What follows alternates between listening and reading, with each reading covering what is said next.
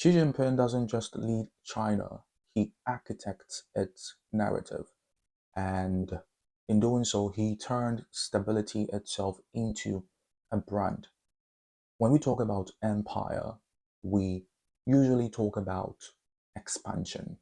With Xi Jinping, the empire isn't expanding outward, it is consolidating inward. The genius of Xi's approach is that he turned stability into the ultimate brand. In a world of chaos, financial crises, political upheaval, climate risk, China positions itself as the counterweight, not freedom, not innovation, but order. And order is sticky. Xi's empire operates on three levers. First, resources. Just like Putin wielded pipelines, Xi wields supply chains. China isn't just the factory of the world, it is the infrastructure of global production.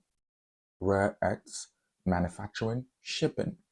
When the world buys goods, it buys dependence. That is sovereign leverage disguised as commerce. Second, narrative. Western leaders govern with elections. Xi governs with myth, the myth of the Chinese dream, the great rejuvenation of the Chinese nation. It is not just rhetoric, it is a story that situates every citizen inside a collective mission. Third, time. Democracies run on election cycles. Xi runs on history cycles. While the West obsesses over quarterly earnings, Xi frames policy in decades. Time itself becomes a competitive advantage. And here is where his brand building becomes truly distinct. He doesn't just command with authority, he encodes it linguistically and culturally. 中国共产党始终坚持人民至上，发展为要，稳定为本，没有稳定，一切无从谈起。Now, as someone who studied and grew up in China, I experienced it firsthand. Now, that statement isn't just governance, it is branding. It tells citizens, investors, even rivals that this system is predictable, inevitable, and permanent.